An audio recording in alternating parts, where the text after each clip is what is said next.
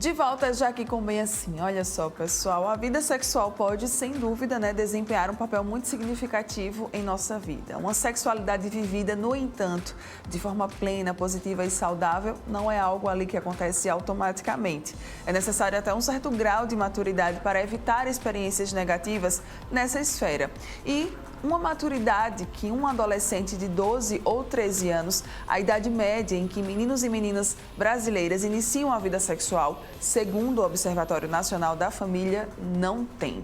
Então, para a gente falar um pouquinho sobre esse tema, sobre essa maturidade, sobre como começar a inserir esse assunto ali nas relações familiares, a gente vai conversar agora com a psicóloga Nielke Nóbrega, maravilhosa, que fazia tempão que ela não vinha aqui. Morro de saudade. Seja bem-vinda. Bom dia. Obrigada, Mara. Também estava com muita saudade de você. Mas, assim, fiquei super feliz com essa temática, né? Até porque não é algo de agora. Se a gente para pensar na nossa sexualidade, ela começa antes mesmo da nossa concepção, né? Sim. Tipo assim, essa vida psicossexual, essa ideia que a gente tem, vai antes mesmo da concepção e vai até o nosso últimozinho dia de vida. E é importante a gente entender como os nossos cromossomos, quando a fecundação acontece, né? O DNA carrega lá já essa questão sexual de uma certa forma, porque esses cromossomos, né, o XX, o XY, ele vai trazer pra gente de uma certa forma essa delimitação a nível físico. Sim. E que lá no terceiro mês de gestação, né, normalmente a gente tem o nosso primeiro contato com a nossa identidade sexual, digamos assim, porque é onde vem o binarismo de gênero, muito focado, de novo, na questão da genitália. Chá revelação, azul, rosa, menino, menina, os apelidos que vamos colocando, o príncipe, a princesinha, né? Então, assim, isso é tudo muito antes. Eu nem sei o que eu quero ser. Eu vou ser menina, de fato, né? Mas aí implica nessa questão fisiológica mesmo, né? As implicações jurídicas, sociais, psicossociais que nós teremos. E aí surge o bebezinho, né? Que já teve aquele rótulo. Você Sim. é a Mara, ele é o João. Sim, mas será que eu vou me identificar com a Mara e com o João? E a gente precisa entender que esse desenvolvimento vai acontecendo desde o início, né? Então, assim, na adolescência, a gente chega com esse boom, porque é quando a minha identidade vai sendo firmada. Só que essa identidade firmada na adolescência em relação à sexualidade, ela vem de antes. Se a gente para pensar, as nossas crianças, muitas vezes, elas são rotuladas quando elas são muito pequenas, às vezes com 2 anos, porque elas estão se descobrindo a questão motora, a questão sensorial. Aquela criança está se masturbando. Não, gente, pode até chamar, mas seria uma masturbação infantil, que é no sentido dela estar se descobrindo. Ela olha, ela vai ver que é uma genitália diferente, que ela faz xixi de uma forma diferente, o amiguinho, ou se ela tiver um irmão, faz em pé e ela faz sentada. É essa descoberta e, assim, o toque, né? Sim. Então, se a gente para pensar, a gente precisa sinalizar. Por que os nossos adolescentes, eles se masturbam tanto? Não é pecado, não é algo que a gente deve dizer que vai criar isso, que vai criar aquilo. É algo natural que acontece desde o início. Só que a gente deve aproveitar esse momento para orientar essa criança. Eu sempre falo, a criança com 2 anos, a gente precisa dizer, o toque, mas tem que ser com cuidado, né? Até para a gente já fazer uma orientação diferente de um abuso. O que é um toque? Quem pode tocar? Né? Então, a gente precisa também se preocupar quanto a isso, porque nós temos, né, uma incidência gigante em relação a abusos que iniciam na infância, né? E na adolescência vem uma sexualidade envolvida com outros problemas, né, em relação à própria orientação, Sim. a uma questão de doenças sexualmente, né, não é nem doenças, é infecções sexualmente transmissíveis, a questão de gravidez, comportamentos de risco, uma agressividade, um comportamento exacerbado em relação à pornografia. Por quê? Os nossos jovens, eles estão cada vez mais cedo expostos a isso. E aí eu queria até aproveitar para perguntar, por que esse assunto é um assunto tão delicado quando a gente fala nas relações familiares, né? Além do diálogo entre pai, mãe e filhos. Por que é um assunto que ainda causa tanto incômodo? Na verdade, se a gente para pensar, os nossos pais conversaram sobre sexualidade? Com os seus pais, né? Né? E a gente para um pouquinho e diz, meu pai falou isso comigo em algum momento? Minha mãe conversou isso comigo? Tem muito contexto cultural também. Sim. Né? A gente precisa justamente desconstruir isso. E olha como é interessante, a OMS falou lá em 1994 que já precisaria ser implantada a educação sexual nas escolas. E os pais, as escolas, profissionais de saúde, a gente tem dificuldade sim de conversar sobre isso, porque envolve também a nossa sexualidade, como a gente foi ensinado. Tem até um contexto de que, tipo assim, meninos são mais permitidos realizarem determinadas coisas, os meninos precisam ter um determinado padrão, né, vigoroso de ser aquela pessoa do tipo, eu consigo tudo. Aquela ideia de masculinidade, né, excessiva, até distorcida se a gente para pensar. As mulheres não. As garotas, elas precisam ser as pacatas, as retraídas. Você não pode falar sobre isso. Se você fala sobre isso, está errado. Como assim? Você está sendo vulgar. E aí a gente já percebe, desde o início, a violência. Sim. A violência em relação a gênero, né? Essa discriminação sendo implantada desde quando a gente é pequeno. Então, ele gosta de brincar de uma outra coisa, ele gosta mais de conversar sobre moda. Qual é o problema dele conversar sobre moda e trocar com a menina que gosta de falar sobre futebol, né? Isso não vai, de uma certa forma, determinar a sexualidade dela. Mas é preciso que a gente vá desconstruindo essas crenças, esses mitos. E é muito interessante, talvez você tenha ouvido, tem muito mito da virgindade, né? Sim. Do tipo assim, você vai perder. Gente, a gente perde o quê, pelo amor de Deus? Principalmente as meninas, né? Então, não tem essa ideia de perder alguma coisa. E mais importante do que a adolescência, você falou uma faixa etária no início, assim, 12, 13, Isso. né? Eu costumo dizer que essa é a fase crucial, é a fase do teste, né? Do tipo assim, é quando, eu não vou dizer nem 12, mas assim, uns 10 já começa do tipo, já não sou mais BV. Aí depois vem o perder o BVL, né? Que são as siglas deles, tipo Sim. boca virgem de língua, né? E aí eles vão aumentando. É importante a gente dizer, mas quando chegar na outra fase que tu quer perder também, né, que envolve o ato sexual de uma forma mais próxima, você precisa entender que você tenha certeza com quem você tá, você se sinta segura, tenha um consentimento, né, justamente para que ela entenda, e ele também, que não é uma imposição. Os meninos têm muito isso de, começar cada vez mais cedo. As meninas têm que ter a hora certa. Eu faço, gente, qual é a hora certa? Qual é o dia? Como é que eu vou marcar no calendário? Era até uma pergunta que eu ia fazer. Né? Então, não tem essa hora certa. A hora certa é o teu consentimento. Eu sempre oriento também no sentido, assim, do contexto físico mesmo, né? Olha, você tem que entender que aos 12 anos, os seus órgãos sexuais, eles já estão dando sinais, né? As meninas, muitas vezes, vêm até um pouquinho antes, na questão da menstruação. Já é o sinal de que, olha, agora transformou. Os meninos não, né? Na espermarca, né? Que é a questão da produção aí do espermatozoide, quando ele tem a poluição noturna, é até algo a ser discutido, porque a gente normalmente conversa muito da menstruação nas meninas, mas a gente esquece de falar da questão da poluição noturna nos meninos, que é quando ele tem, né? Acorda assim, faz, o que é que aconteceu? Eu fiz xixi, né? Sim. E não, é um sinalizador do teu corpo dizendo que agora tá tudo ok também. Então é importante que a gente fale, ok, mas você tem 13 anos, se a gente parar para pensar, teve uma pesquisa no Brasil do PENSE, né, um instituto que fala na questão de saúde e escola, que ele disse que mais de 100 mil estudantes do 9º ano, se a gente parar para pensar, 9º ano... No ano que antigamente era a nossa 8ª série, né? Isso. O 9º ano, gente, são garotos que têm menos de 15 anos, normalmente é 13, 14. Um dos percentuais que, assim, me assustam é onde mais ocorre gravidez. 20% das nossas garotas que engravidam está aí. E aí não é só a gravidez, porque a gravidez não é um problema tão grande, se a gente para pensar. Mas essa garota precisa ter um cuidado, porque a estrutura física dela também não está tão desenvolvida ainda. Sim. Mas são os comportamentos de risco que esses adolescentes se submetem, né? No sentido de contrair HIV, uma infecção sexualmente transmissível que não seja necessariamente HIV, outras práticas assim que está muito associada ao uso de substância, né?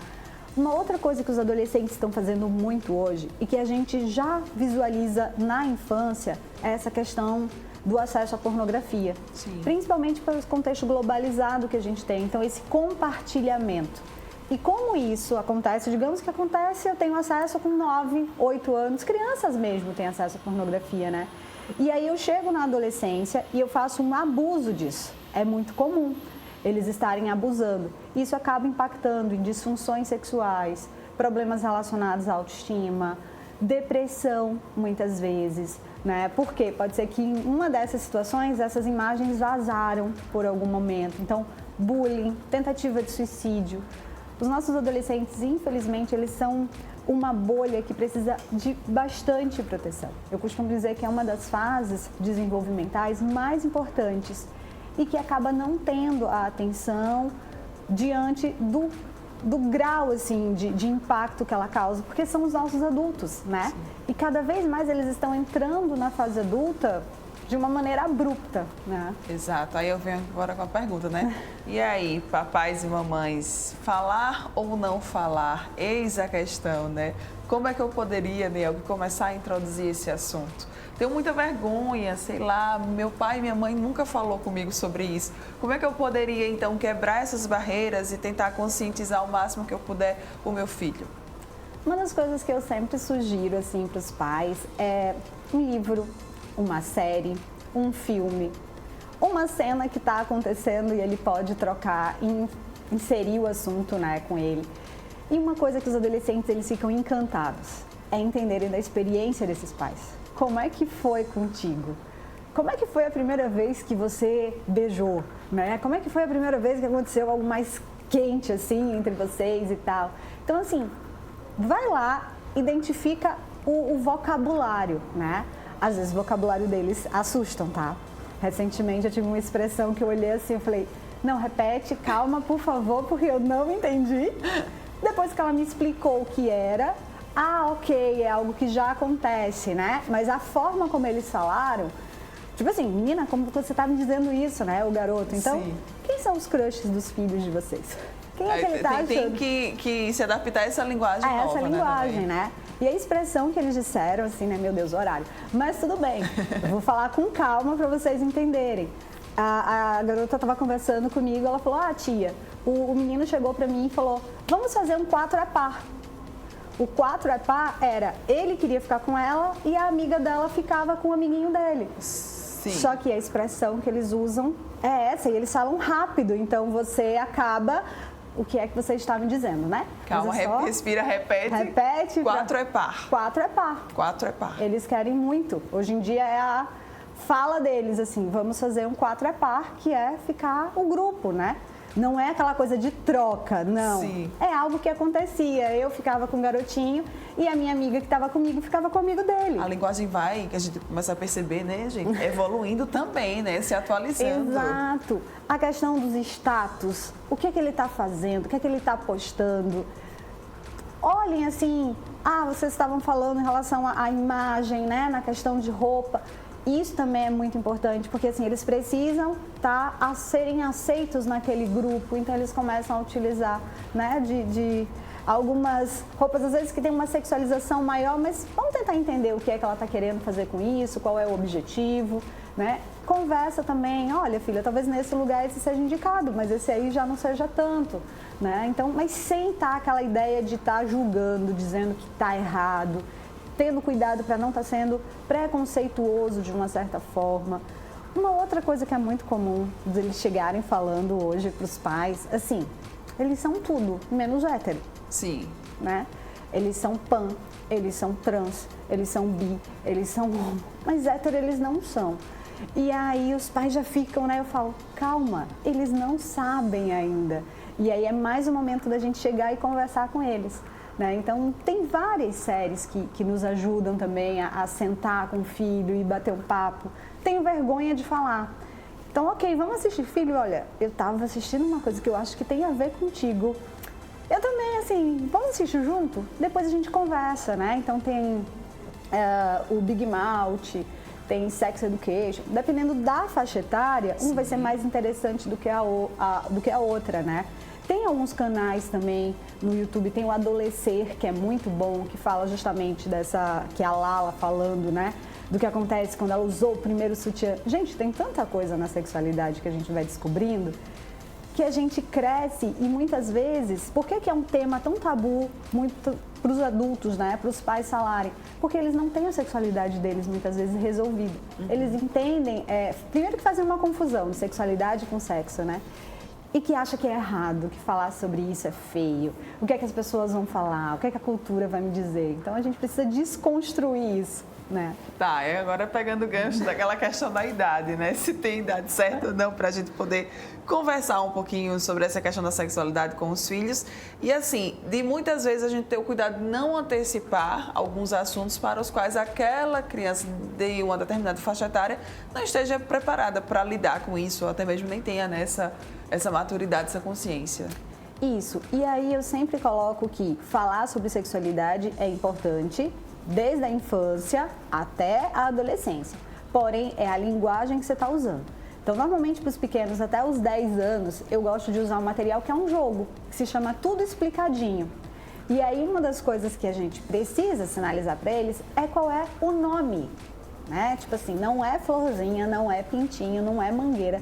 Gente, nós temos milhões de adjetivos que colocam para genitália. Então, ele até 10 anos a gente vai ensinar, porque se ele pegar no livrinho da escola, ele vai ver, olha, a menina isso aqui se chama vulva e o menino se chama pênis. Tia, falar de forma natural, tranquila, né? E aí, normalmente, quando eu faço isso com os pequenos, menos de 10 anos, eu falo para eles, né? Diz pro pai que a gente estava brincando de tudo explicadinho. E aí, pra quê? Porque ele fica... Eu posso falar como é que é o nome agora? Porque ele acha uma mega descoberta. Os maiores, 12, 13, eles já trazem aquela ideia pejorativa. Sim. Por isso que a gente precisa falar. Aí, nos 12, 13, vamos já explicar de uma forma mais ampla, digamos, para ele, né? Ele já vai conseguir compreender isso. Mas é importante que se fale dentro do termo e da linguagem que ele vai ter acesso. Mas, Sally, não dá para dizer que veio da cegonha hoje em dia. Hoje em dia, né? Mais conversa e menos julgamento? Bastante. Né? Esse é o pontozinho principal. O diálogo, aquele diálogo tranquilo, sem a ideia de que tá certo, tá errado, não pode, tem que ter a hora para fazer isso, só a partir dos 18 anos. Você pode até orientar, mas por que a partir dos 18 anos? Que delimitador diz isso, né? A ciência não fala assim. Sim. Mas qual é o delimitador que o pai está colocando? Filho, tem um contexto cultural, um contexto de responsabilidade, o teu próprio desenvolvimento físico. Acho que esse é o caminho. Quais que são as principais dicas, então, para que a gente possa aí, né, fazer um resumo aqui para quem está nos assistindo? Primeiro, fale sobre o tema com naturalidade. Segundo, qual é a faixa etária do teu filho? Conhece os amigos. Observa a linguagem que eles estão falando. Esse tema vai vir até os idosos, gente. Idosos também têm sexualidade, né?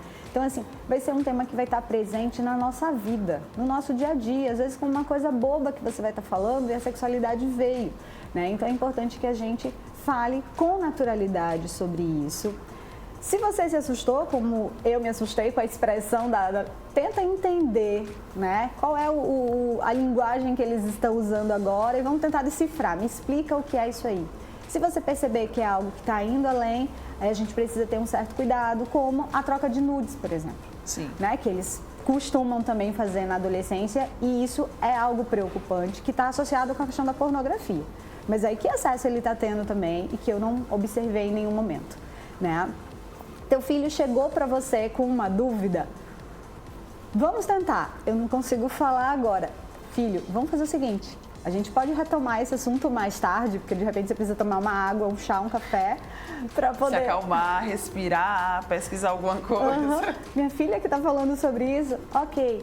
Não sei sobre essa questão, Nielke, de pan, de não binário, o que é isso?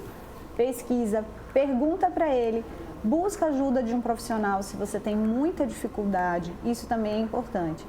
E a dica principal que eu falo, né, para os profissionais, para as escolas, para os pais, a educação sexual, ela vai além da questão de contrair uma gravidez ou uma infecção sexualmente transmissível. Vai muito além disso, vai da gente refletir sobre quem somos, sobre quem queremos ser, as sementes que nós queremos plantar, né? Então, é o que você é a tua identidade, é o teu jeito de ser, isso é o mais importante.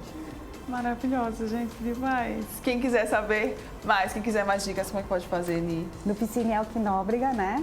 Confesso que assim, eu estou um pouquinho ausente, eu não sou a pessoa mais vinculada nesse contexto, mas sempre que possível ir no direct, as pessoas podem perguntar e eu estou sempre lá tentando ajudar de alguma maneira. Maravilhosa, gente. Ni Alquinóbrega, psicóloga, aqui junto com a gente, conversamos um pouquinho sobre sexualidade e adolescência, né? Esse assunto que muitas vezes é tão temido, mas que a gente já saiu daqui com um entendimento. Diálogo, tá? Conversa.